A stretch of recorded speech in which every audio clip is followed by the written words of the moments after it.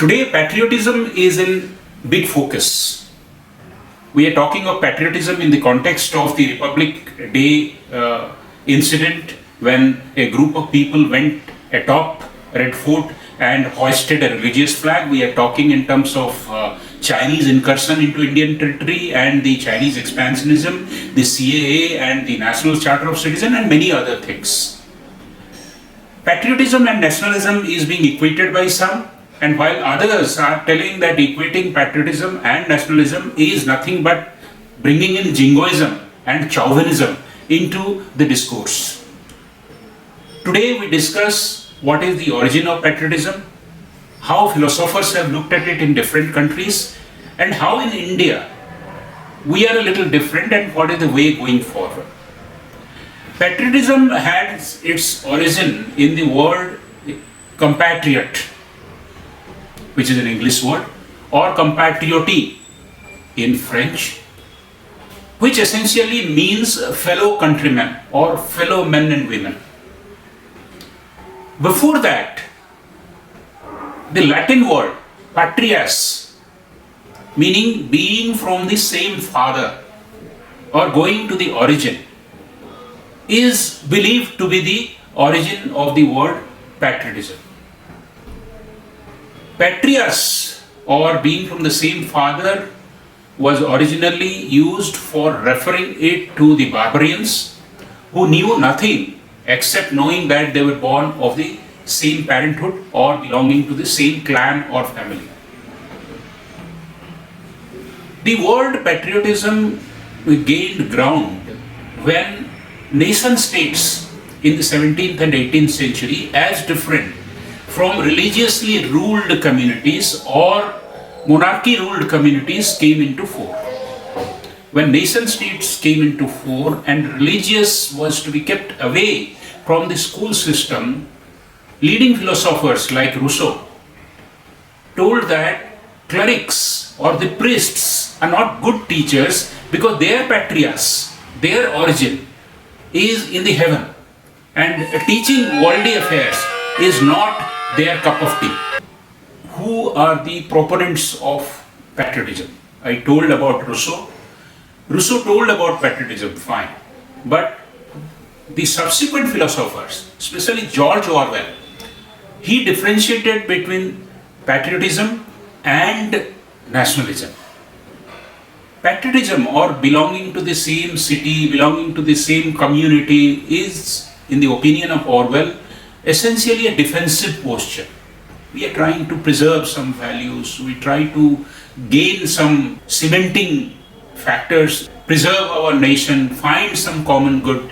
As compared to that, nationalism, as per Orwell, is always a quest for power, where the individual identity is given up and you start identifying yourself with a nation, with a culture, with a religion, with a set of practices, with a particular belief. So nationalism is gaining power, gaining influence. Patriotism is defining something and defending it. The opposition to the concept of patriotism was also quite fierce in the history. Always philosophers have told that patriots sow patriotism because they have nothing better or nothing individually excellent to show to the world. The leading thinkers of patriotism say that patriotism, in contrast, patriotism should be for the common good, for the common excellence, for sacrificing something for others. But the political class in different ages of time have taken patriotism as it suited them. For example, Marx always told that the working class knows no nations. Their common ethos is that they toil and they were exploited, so their goods must transcend the national boundaries, and that is their only patriotism. But look at what is happening with the Marxist Maoists and Marxist Leninists. They are practicing a different breed of patriotism.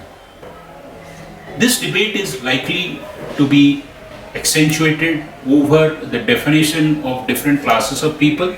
There are liberals who define that there is nothing called patriotism, there is nothing called nationalism, and the new right wing or the new nationalist who equate nationalism and everything related to nationalism with patriotism, with a jingoist flavor, with a chauvinistic I am better than you kind of a flavor. What we need to do is to embrace what is the essential feature of patriotism. Finding ways to get subsumed into the pursuit of common good, pursuit of sacrificing some amount of selfishness so that the nation could get better. The higher things like kindness, like humanity, as they say, if a child has fallen into a well, you need not be very patriotic thinking whether the child is a Pakistani or the child is a Chinese to extricate her from the well. So patriotism must transcend the narrower interpretation that the greater common grounds of kindness, humanity, literacy, welfare must play a prominent part of making patriotism survive, but not at the cost of a global citizenship, not at the cost of being good people. Thank you very much.